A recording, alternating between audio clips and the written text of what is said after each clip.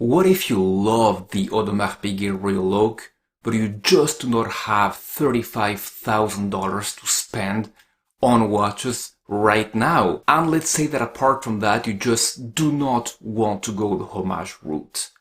What if I told you there is one watch from a major manufacturer that looks a lot like the Royal Oak for less than 1% of the price? You don't believe me? Well, let's look at the Casio EFR 108D right now. Here is the watch, the now pretty well known Casio EFR 108D, a watch that is from the Edifice line and that has a lot going for itself.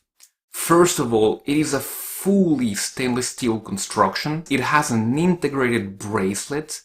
It has a very nice finish for the price, a sapphire crystal, a beautiful dial with a bit of a pattern going on in there, loomed indices and hands, and it even boasts a 100 meters of water resistance. Besides from that, the dimensions of the watch are extremely good, almost for any kind of wrist. You've got around 38 millimeters in diameter by only 7.9 millimeters in height. So very, very thin, despite that 100 meter of water resistance. A lug-to-lug of 44 millimeters and an end-link to end-link of 49 millimeters. The weight of the watch is around 110 grams. So even though you feel it, it is still quite light on your wrist. The look of the watch is just very, very well made. You do see, of course, that big inspiration from the Audemars Piguet with that octagon bezel, those elongated indices, and you even see a bit from the Patek Philippe Nautilus with that protruding ear to the left part of the case in order to match and balance the crown guards on the other side. As a cheeky little detail, you will see that Casio put 4 screws on the front of the watch. They didn't go as far as to put them on the bezel, but they put them right next to it.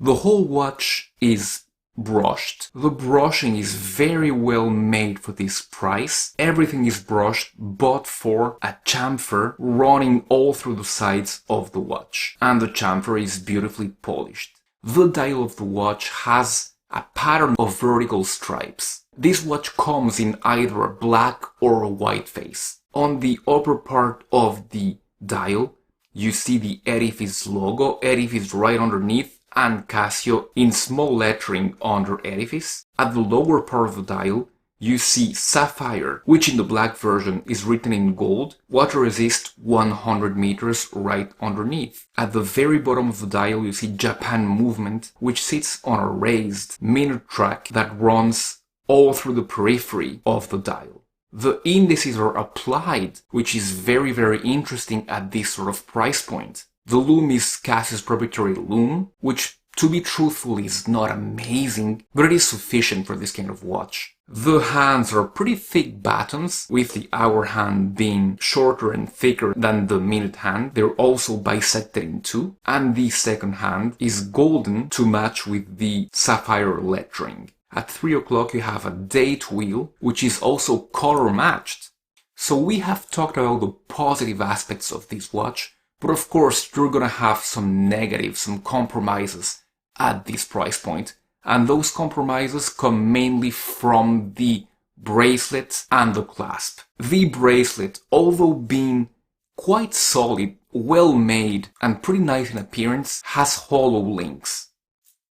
It doesn't look like it's going to break very easily, but it does not have the solidity that full links would have, obviously. And that is pretty apparent when you look at the links from their upper parts. You can see that they're just pieces of folded metal.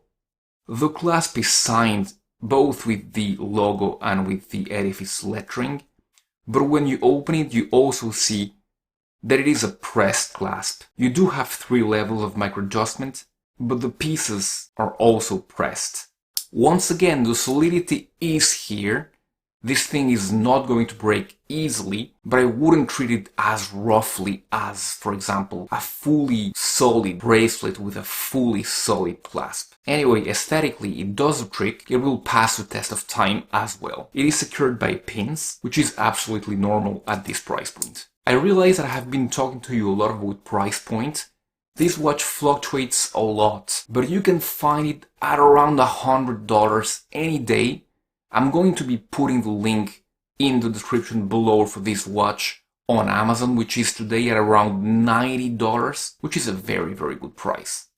The movement is an in-house 5359 Casio module, which is analog with a date complication, and which runs at the average of a quartz, so +1 -1 seconds a month, which is much better than what a Royal Oak would run at, being quartz of course. But the comparison is not fair, as this is quartz. Well, there you go. Of course, I'm not trying to say that this is comparable to a Royal Oak. It is not.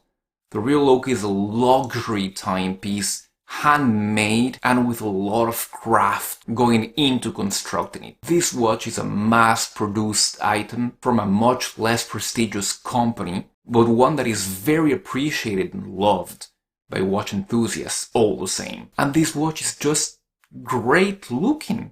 Great looking.